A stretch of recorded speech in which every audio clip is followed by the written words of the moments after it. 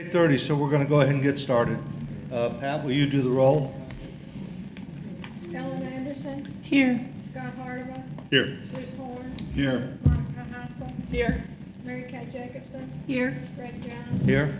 Barb Story. Here. Mr. Chairman, there are 7 board members present, therefore we do have a quorum. Okay, thank you. First up is the finance report. Jason?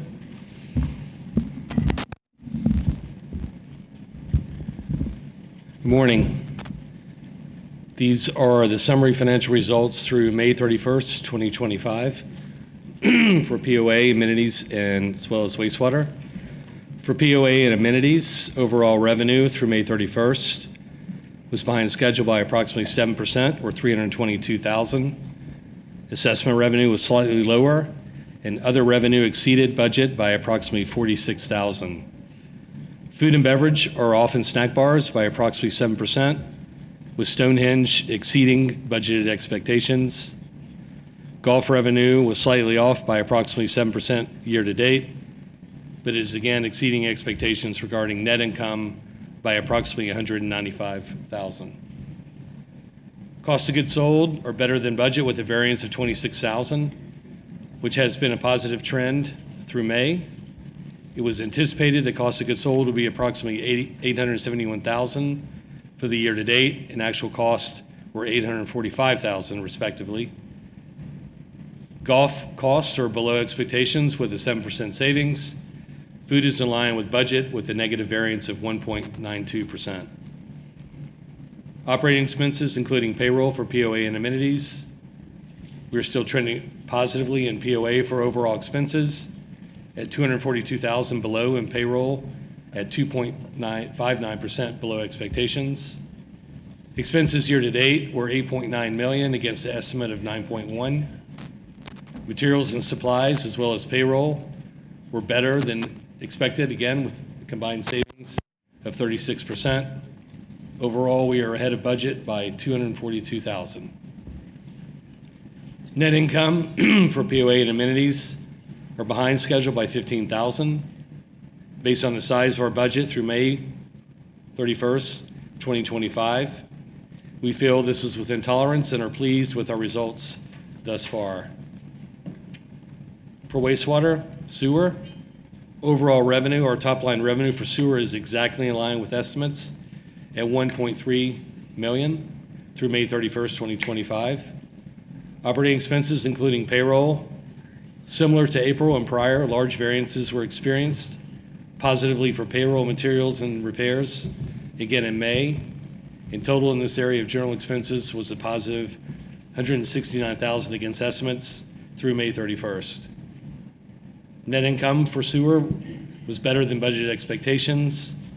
For 2025 May actuals, sewer reported $326,000 against a budget of $155,000, with a positive variance of $170,000. And that's it for my report, Greg. Okay. Any questions?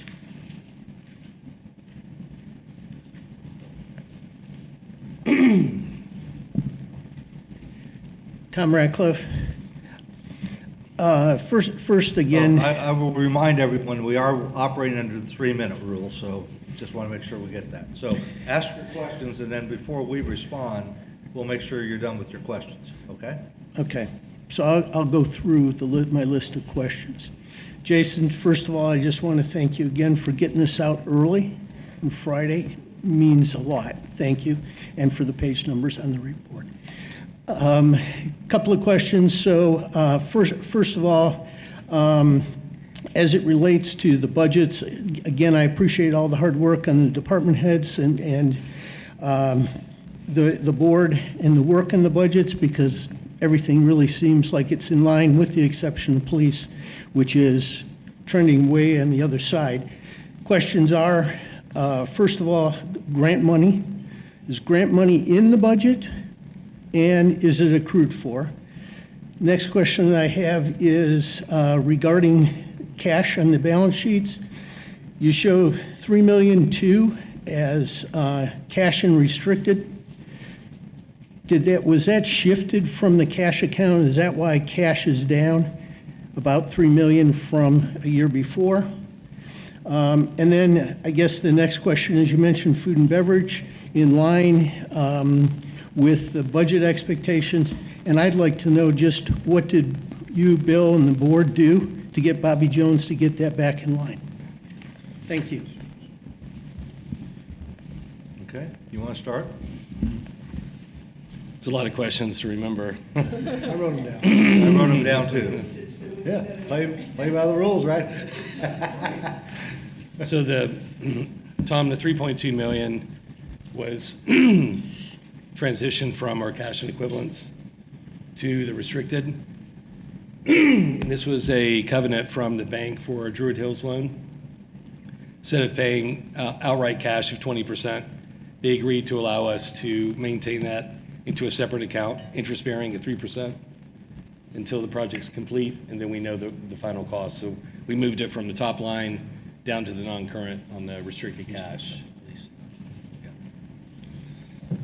The other question he had was on grant money in the budget. So- If you're referring to the police department, our police department is not eligible for grants under their classification. Fire department is, they're a separate legal entity, and that's why they chose to do that.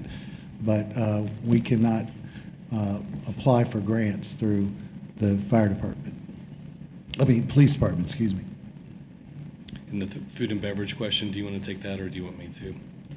Well, as far as food and beverage, some of it is seasonal. I will say, though, that I did have more than one direct conversation with Bobby Jones Link senior management and addressing concerns and trends that that we were seeing relative to their performance. 1 month is not a story tell, but it is indeed encouraging to see some improvement compared to the start of this fiscal year. Go ahead. You're still under your 3 minutes.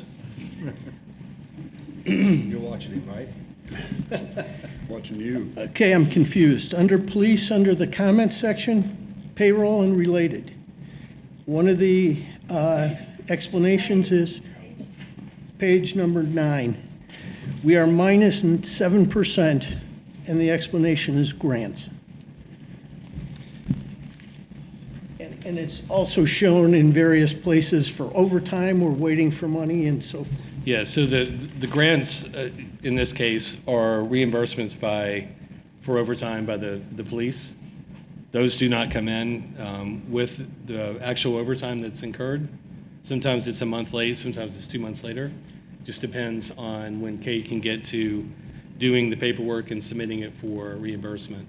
So that's why the grant money would be offset of the payroll, but it correlates in the same month. And we budget. We budget to the point where we know what the payroll is. There are surprises. As with police, sometimes you have emergencies that we are unbudgeted that we cannot get reimbursed for.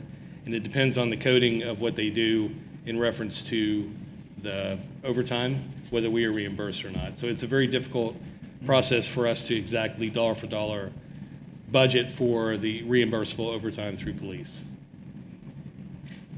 Okay. The police department is down a couple of positions right now due to some transitionary issues, and those are being addressed as we speak. So. Any other questions? Glenn? Glenn Polson, 124 Walden Ridge Drive. A couple of questions I have. I've been following for the last couple of years about revenue and activity of the timeshares, and I think just a question was raised, I think, last month. Is there anything that we can say, anything distinct going on? Are we doing well in terms of revenue from our timeshares and visitors, or how is that going? Yeah, I don't know. I can personally. Hold on, wait. You got any other questions? Okay, the other question was on page 3 on Fairfield Glade balance sheet under long-term liabilities, finance leases of 1.5 million. What does that involve? So that was the other question, I think. And then I understand. I think Tom asked a couple of the questions that I had. I guess another question I would ask is in the I guess going back to the projects that are part of both capital and our efforts in the reserve study.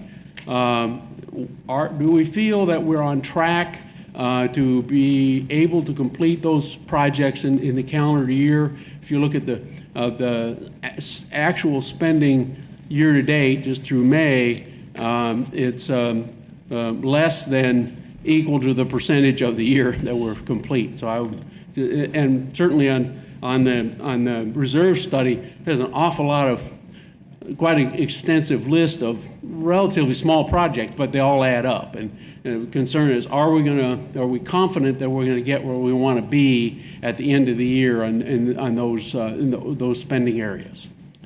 That is, I've asked the S&Ts for an update on that particular area for, as part of. Wait, where'd that? That was the last question. Okay, I'm sorry, Okay. Bill, I just Go wanted ahead, to be sure. thanks. All right. On, as part of their second quarter, mid-fiscal year update and report, and we will share those, and Jason will include that in his presentation to the membership update in July. As to the other question regarding timeshares, I mean, Barb can speak perhaps some more detail. I do know I had asked for an update from Mark McLean.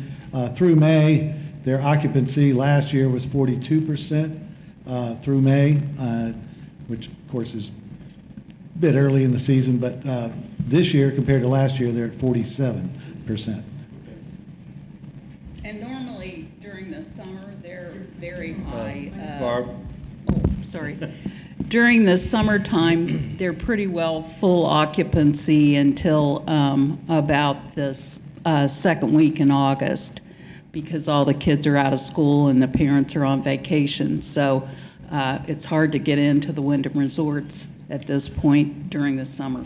And I think all of you have heard on the news the economic trends that are out there now, and I know I saw a very detailed report a week ago about summer vacation plannings, and all are down. People are sticking closer to home. Travel is down as far as airplane sales and so forth, projections. We're also seeing a little stagnation on the real estate front compared to prior years. It's nothing overly concerning, but it's definitely down from prior years. So with some of the uncertainty or volatility in the economy, I think some of those leading indicators are reflective, but that's why I was curious to see where timeshare was, and they're actually up, so. And I'll take the finance leases question. So year over year, and everything is encapsulated in this on the balance sheet for finance leases. It's carts for the variable golf carts for the golf courses. We also have leased some equipment for the golf courses. And it could be small items such as copiers, things like that in the office supplies. If you recall, Glenn, a couple of years ago, I think it was 2 years ago, we made the decision, we used to buy the carts, and now we lease them. And that's the major part of what Jason's talking about. Okay? And same way with the golf equipment, we lease a lot of that now. Okay. Anything else? Okay. Druid Hills. Bill?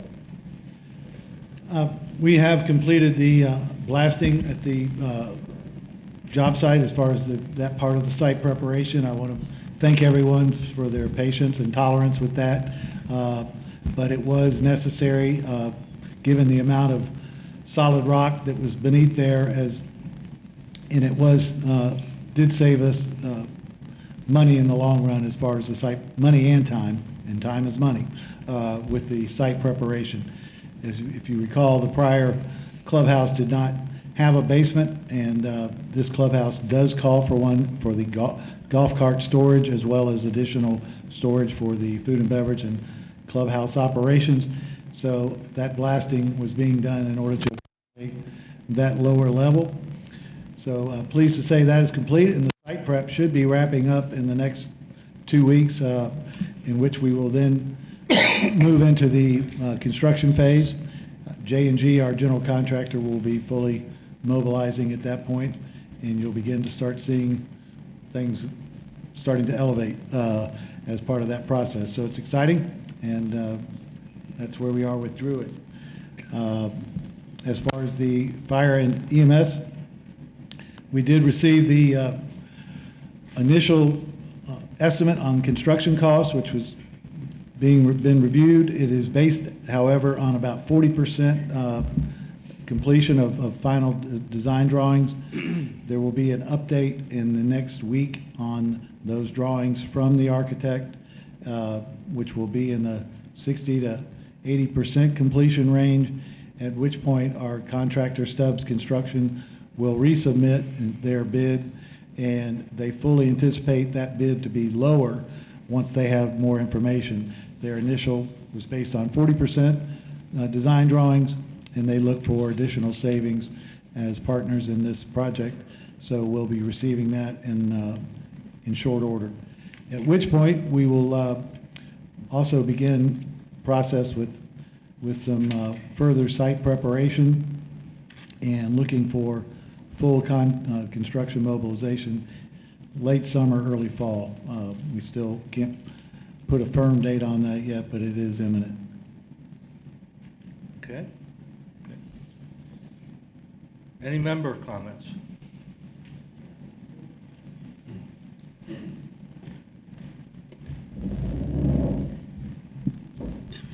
Nico Sergio, 62 Brummel Lane. Ellen, I would appreciate it if you would thank your father for coming tomorrow and putting on another CNR amendment discussion. Thank you. Anything else? Tom?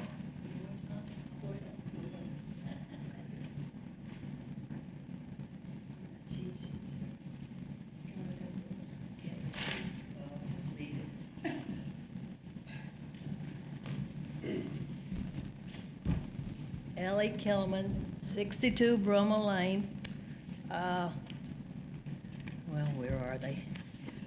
I would like some numbers. We're told that after a year that the amenity reserve fee we would have reports on. We started in July, so on next month's meeting, I would like to see a yearly update of the amenity reserve fees. And there's 4 categories: the number and the money. I'd also like to see the veterans lot policy. Could we get a reflection of how many are participating in that? In past meetings, I've asked about golf. What are the numbers? What are they compared to last year? The number of people, number of golfers playing. Also, last time we used to get the days not in service, so if it rains or something, we have that. I like the timeshares. We used to get reports, same period last year. He just mentioned occupancy, the count. I like to get, what's another thing I like? Houses. I like to see same period last year, number of houses, I think it's 125. How many are completed in 24? How many have been completed in 25? So I'd like to see some comparisons to know where we're going in trends. Thank you. Okay. Any other comments? All right. Yeah. Yeah. Tom Ratcliffe, a couple of things. First of all, by the way, if I haven't mentioned it, thanks for updating the calendar. It's getting there. There are things on it. I appreciate that. The couple of questions. First of all, Jeannie had asked earlier in the year about the Government Affairs Committee minutes, and Scott had mentioned that, yes, he would get some, not entirely what you could disclose, but what you couldn't disclose, but what you may disclose. The last minutes were January. And I'm not sure, so the question of the board is, Ken Flurl still on that committee? No. Because he's listed as a member. So I just was curious on that. You also, earlier in the year, had mentioned that on the workshop, when you were mentioning the executive sessions that follow, that you would give us items, and it keeps coming back blank as far as what you guys are going to be talking about in the executive sessions. So I'm wondering why that is, and if you can give us some information about it.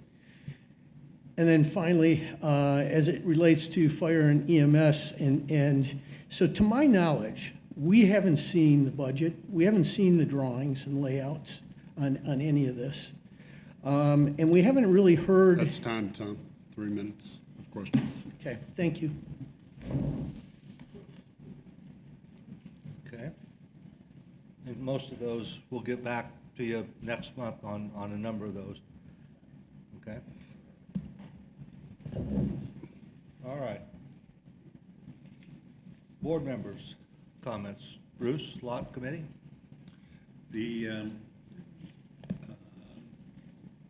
This last month, there were 12 lots sold and 10 voluntary lot transfers back to the community club. A little more active than previous month. Okay.